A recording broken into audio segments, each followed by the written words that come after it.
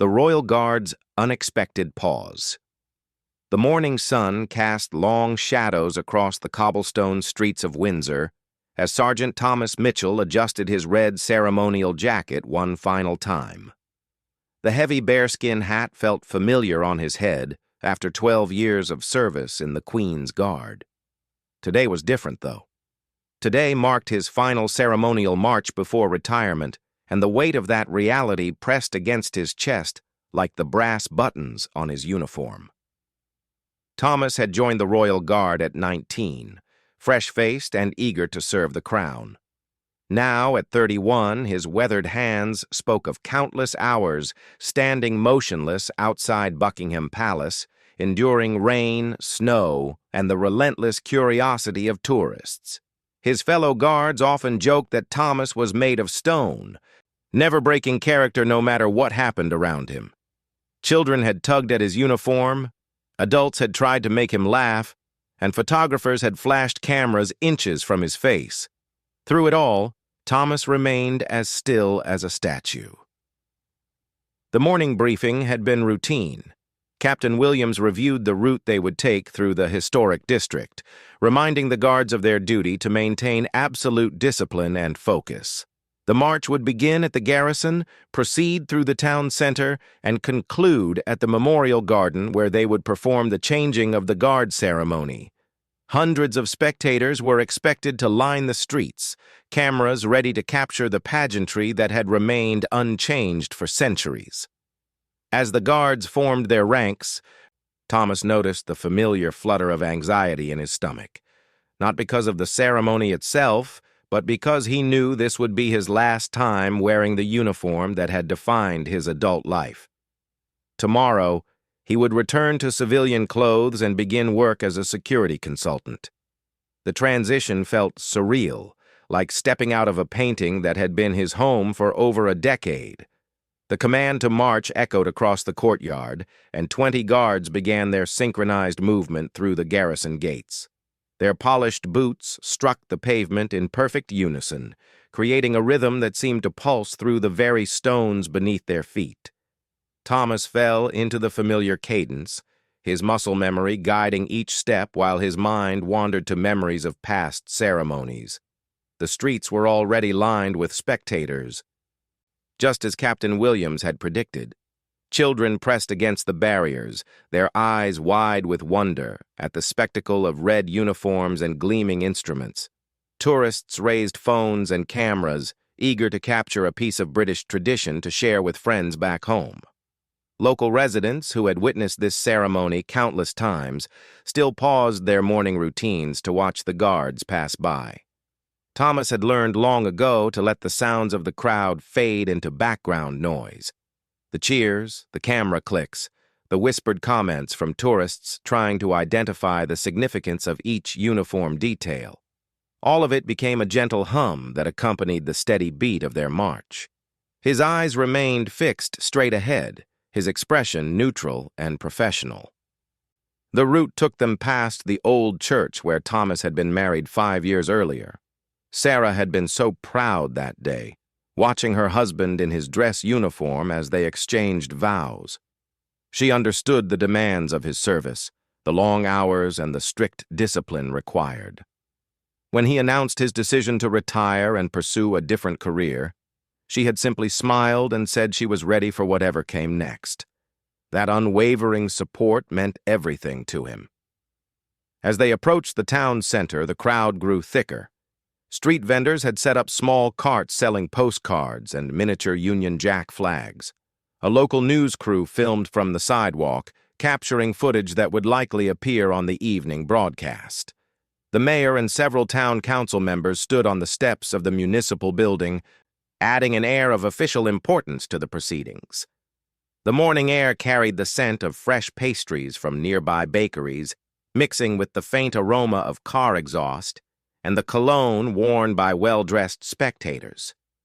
Thomas found himself noticing these small details more acutely than usual. Perhaps knowing this was his final march made him more aware of the sensory elements he had previously ignored. The formation turned onto High Street, the main thoroughfare that would lead them to the Memorial Garden.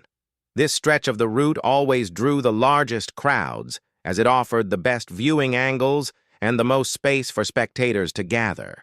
Shop owners had hung British flags from their windows, and several had placed commemorative displays in their storefronts honoring the military traditions represented by the guards. Thomas could see the memorial garden in the distance, its iron gates standing open to welcome the ceremonial procession. The changing of the guard ceremony would take place at the memorial itself, a granite monument dedicated to local soldiers who had served in various conflicts throughout the past century. The names carved into the stone included several men Thomas had known personally, comrades who had not lived to see retirement. The weight of tradition pressed down on Thomas as heavily as his ceremonial uniform. He was part of an unbroken chain of service that stretched back generations, and after today, someone else would take his place in that chain. The thought filled him with both sadness and pride. Sadness at leaving behind something that had given his life structure and meaning for so long. Pride in knowing that he had served with honor and distinction. The crowd's energy seemed to build as they drew closer to their destination. Children waved small flags with increasing enthusiasm, and adults pointed out details of the uniforms to their companions. The moment felt suspended in time, a perfect bubble of tradition and ceremony that existed apart from the rush of modern life. As they passed a small cafe, Thomas caught sight of a familiar figure in his peripheral vision. An elderly woman with silver hair and a flower-print dress had been struggling with a heavy shopping bag that had apparently burst open, scattering groceries across the sidewalk. She knelt on the pavement trying to gather her belongings while passers-by hurried around her, too focused on getting good positions to watch the guards to notice her predicament. Something stirred in Thomas's chest as he watched the scene unfold. The woman's face showed embarrassment and frustration as she reached for rolling apples and tried to salvage her torn bag. Her movements were slow and careful, suggesting that bending and reaching were difficult for her. The crowd continued to flow around her like water around a stone, everyone too absorbed in the spectacle approaching to offer assistance. The internal conflict that began building in Thomas's mind would have been invisible to any observer. His training demanded absolute focus on the ceremony ahead. Breaking formation for any reason would be a serious breach of protocol, something that could result in disciplinary action and would certainly mark an inglorious end to his long career. The rules were clear and had been drilled into him through years of service. Yet as he watched the elderly woman struggle alone on the sidewalk, Thomas felt something deeper than duty stirring within him. This was someone's grandmother, perhaps someone's mother, who needed help that no one was offering. The situation struck him as fundamentally wrong, regardless of the protocol he was supposed to follow. The distance between his position in the formation and the woman was closing rapidly. In seconds, the guards would pass her by, and the moment to act would be gone forever. Thomas found himself at a crossroads between the duty that had defined his life and the simple human compassion that felt equally important in that instant. His hand almost imperceptibly tightened on his rifle as he approached the decision that would define not just the end of his military career, but the kind of man he wanted to be when he walked away from it. The moment everything changed. Without breaking stride or changing his expression, Thomas made the choice that would be remembered long after his name was forgotten. As the formation approached the spot where Margaret Henderson knelt struggling with her scattered groceries, he smoothly stepped out of line. The movement was so fluid and natural that for a moment, even his fellow guards didn't realize what had happened. Margaret looked up in surprise as a pair of polished black boots appeared in her field of vision. Her eyes traveled upward, taking in the red ceremonial jacket, the gleaming buttons, and finally the face of the young man who had materialized beside her. Thomas set his rifle carefully against a nearby lamppost and knelt down without saying a word, his movements deliberate and respectful. The crowd's reaction was immediate and electric. Conversations stopped mid-sentence. Cameras that had been aimed at the continuing formation swung toward this unexpected scene. Children tugged at their parents' sleeves, pointing at the guard who had broken away from his unit. The very thing that made Thomas's action so remarkable, its violation of expected protocol, also made it impossible to ignore. Thomas began gathering Margaret's groceries with the same precision he brought to his military duties. He collected the rolling apples, carefully retrieved packages that had slid under nearby chairs, and gently examined items to ensure they weren't damaged. Margaret watched in amazement, her hands pressed to her chest as if she couldn't quite believe what was happening. The other guards had continued their march according to protocol, but Thomas could see Captain Williams's struggle playing out in the stiffness of his posture. Military discipline demanded that the ceremony proceed without interruption, but the captain was also witnessing an act of such spontaneous kindness that stopping to reprimand it would seem heartless. The tension between duty and humanity was visible even from a distance. Margaret finally found her voice, though it came out as barely more than a whisper. "Young man, you don't have to do this. You'll get in trouble with your superiors." Her accent carried the refined tones of someone who had grown up in an era when proper speech was considered essential, but her words shook with emotion. Thomas looked up from where he was carefully placing groceries into his own jacket pocket, having realized that Margaret's torn bag was beyond repair. "Ma'am, some things are more important than staying in formation," he said quietly. His voice carried the confidence of a man who had found peace with a difficult decision. The crowd had begun to realize they were witnessing something extraordinary. This wasn't part of the planned ceremony. This was real life intruding on pageantry and somehow making it more meaningful rather than less. People began pulling out their phones, not to capture a tourist moment, but to document something genuine and heartwarming. Margaret struggled to stand, and Thomas immediately offered his arm for support. As she rose to her feet, she got her first clear look at his face. What she saw there wasn't the stoic mask of ceremonial duty, but the warm eyes of a young man who had simply seen someone who needed help and responded without calculating the cost to himself. A local shopkeeper who had been watching from his doorway hurried over with a sturdy canvas bag. "Here," he said, offering it to Thomas. "She'll need something to carry her things." The man's expression showed the same mixture of surprise and admiration that was spreading through the crowd. Even adults who considered themselves too sophisticated to be impressed by military ceremonies found themselves moved by this simple act of human decency. Thomas accepted the bag gratefully and began transferring Margaret's groceries from his pockets. As he worked, Margaret studied his profile, noting the young lines around his eyes that spoke of years spent squinting into sun and weather while standing guard duty. "What's your name, son?" she asked softly. "Thomas Mitchell, ma'am. Sergeant, Queen's Guard." The automatic military response came naturally, but his tone remained gentle rather than formal. Margaret's eyes widened slightly. "Mitchell? Are you related to David Mitchell, who used to work at the post office?" Thomas paused in his careful arrangement of her groceries. "That was my grandfather, ma'am. He passed away when I was 10. A smile spread across Margaret's weathered features. "David helped me move when my husband died 15 years ago. Wouldn't take a penny for it. Just said neighbors help neighbors." She reached out and patted Thomas's arm. "Kindness runs in your family, I see." The revelation added another layer of significance to the moment.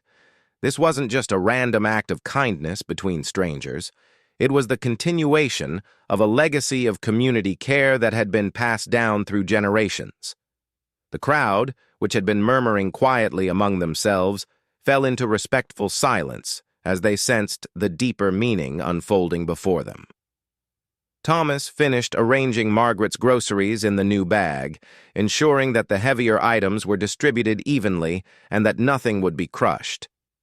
He tested the handles to make sure they would hold the weight, then stood and offered the bag to Margaret with a slight bow that somehow managed to be both military crisp and genuinely courteous. Meanwhile, the main formation had continued toward the memorial garden, their ranks now showing an obvious gap where Thomas should have been. The ceremony would proceed as planned, but everyone present knew that the most memorable moment of the day had already taken place on a sidewalk outside a small cafe. Margaret accepted the bag and then surprised everyone, including Thomas, by rising up on her toes and kissing his cheek. "Your grandfather would be proud," she whispered. The gesture was so spontaneous and heartfelt that it seemed to break the last barrier between formal ceremony and human connection. The crowd began to applaud. It started with just a few people clapping softly, then built into sustained applause that echoed off the surrounding buildings. This wasn't the polite acknowledgement typically given to military ceremonies. This was genuine appreciation for witnessing something real and good in a world that often felt short on both qualities. Thomas retrieved his rifle from where he had leaned it against the lamppost, checked to ensure it was properly positioned, and then turned to face the direction his unit had gone. The distance between him and the formation meant he would have to move quickly to rejoin them before the ceremony began. But Margaret reached out and touched his arm once more. "Thank you, Thomas. In 40 years of living in this town, you're the first person who stopped to help when I needed it."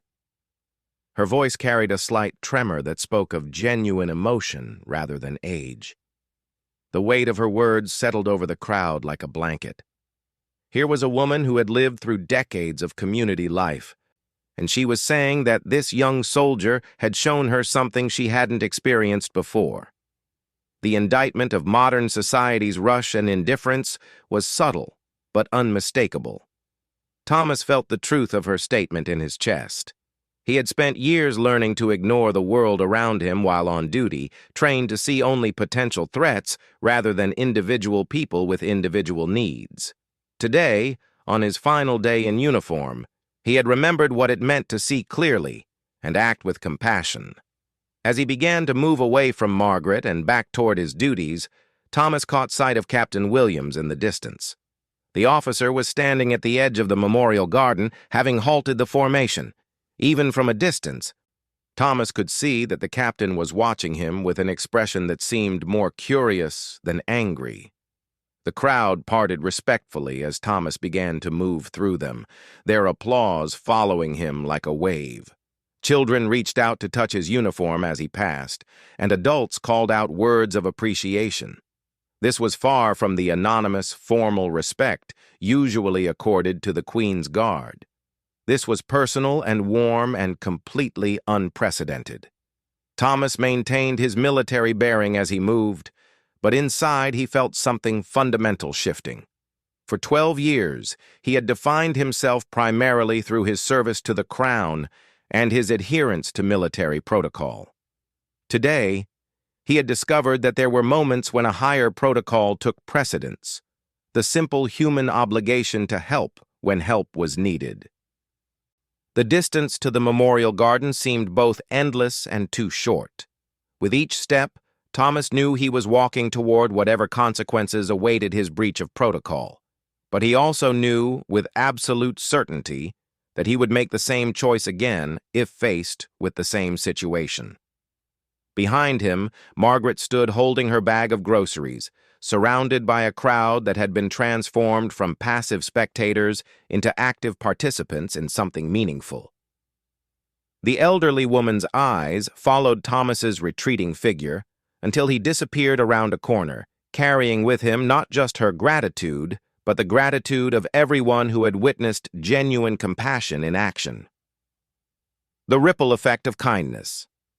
Thomas approached the memorial garden with measured steps, his heart beating faster than it had during any ceremonial duty in his 12 years of service.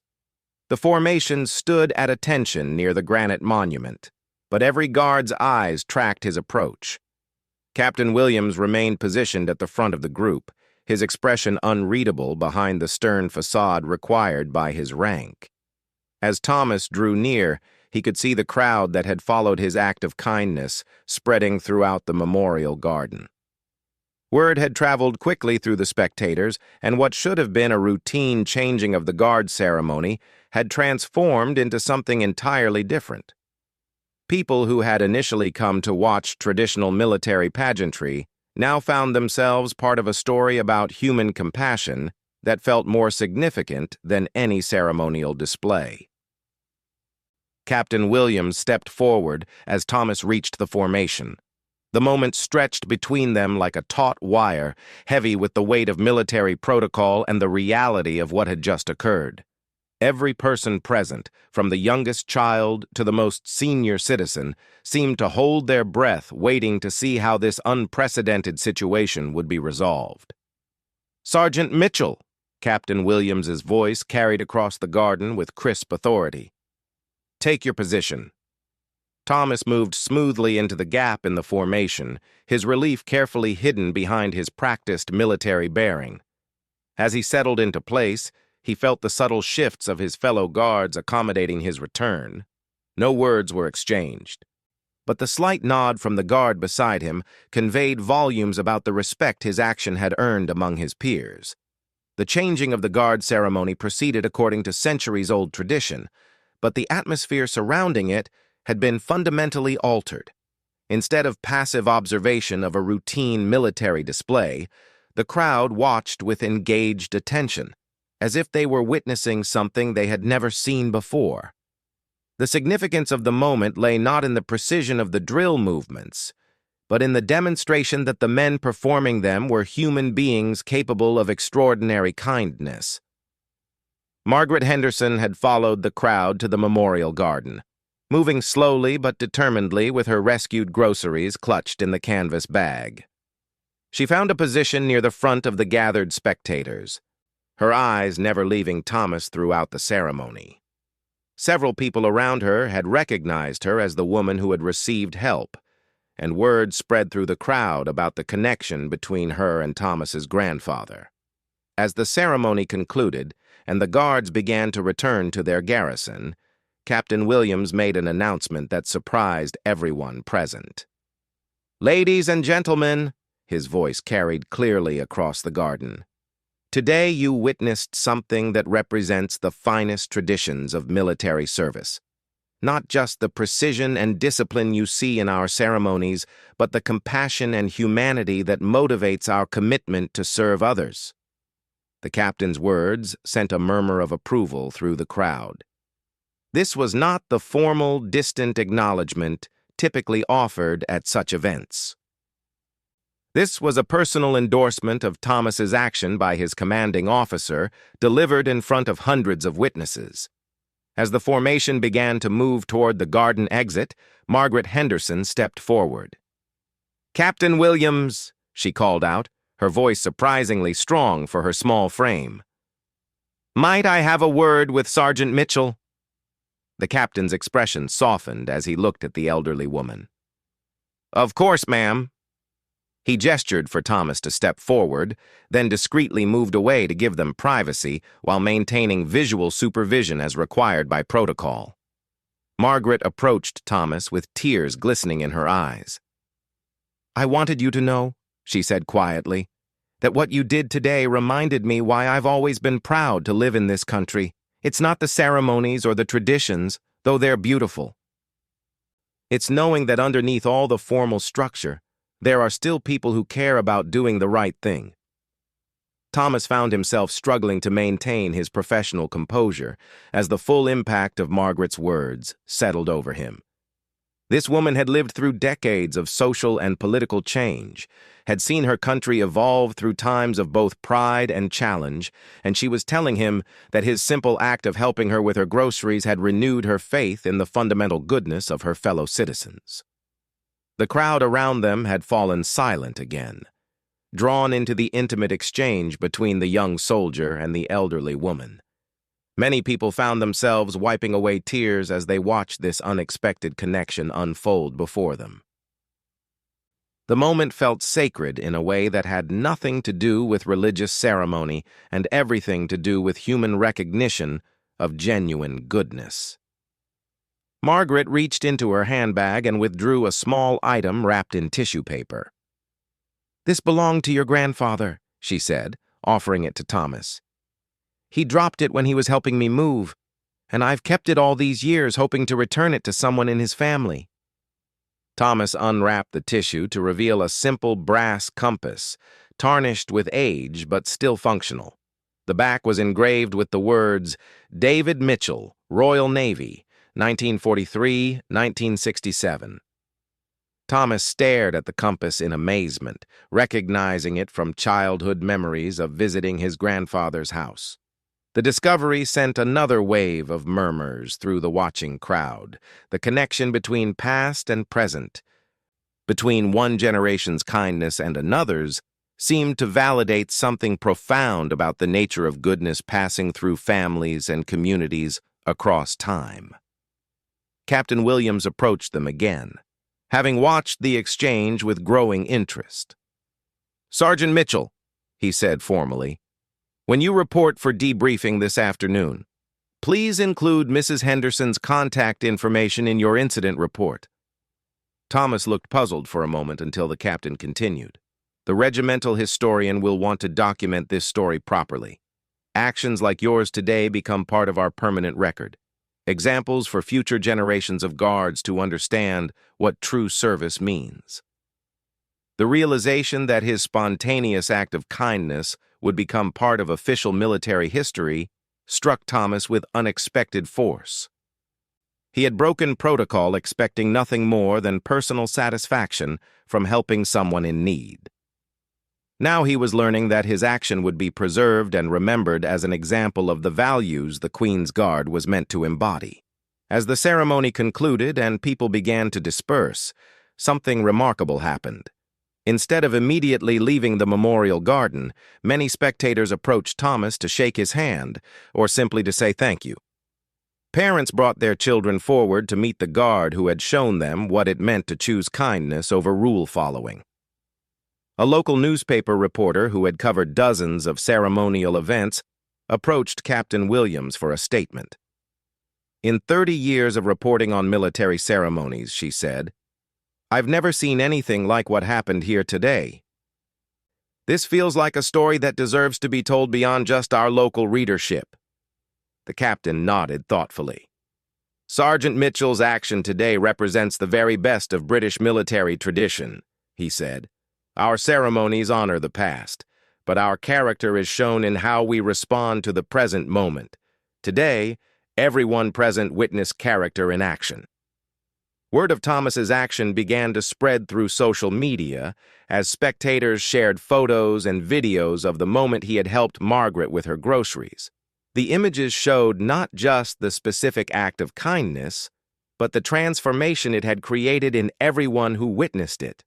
People who had started the day as passive observers of a routine ceremony had become participants in something that reminded them of their own capacity for goodness.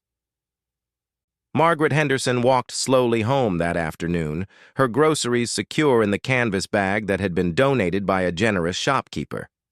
But she carried something more valuable than her weekly shopping. She carried the knowledge that kindness still existed in the world, and that sometimes it appeared in the most unexpected forms. Thomas returned to the garrison for debriefing, still processing the morning's events. His final day in uniform had become something far more significant than he had ever imagined possible. As he prepared to transition to civilian life, he carried with him not just the discipline and skills learned through military service, but a renewed understanding of what it meant to serve others. The story of the Royal Guard who paused his march to help an elderly woman would be retold countless times in the days and weeks that followed. But for everyone who was present that morning in the memorial garden, the memory was not just of a single act of kindness, but of a moment when an entire community remembered what it felt like to witness genuine goodness in action. Captain Williams filed his report that evening with a personal note attached. "Today," he wrote, "Sergeant Thomas Mitchell reminded all of us why we serve, not for the pageantry or tradition, but for the opportunity to make our communities better through our actions. His final day in uniform exemplified everything we hope to achieve through a lifetime of service. The brass compass that had belonged to Thomas's grandfather found its way to a place of honor on Thomas's mantelpiece, where it would serve as a daily reminder that acts of kindness create connections across generations and communities. Margaret Henderson had kept it for 15 years, waiting for the right moment to return it to its proper family. That moment had come when Thomas proved himself worthy of the legacy his grandfather had left behind.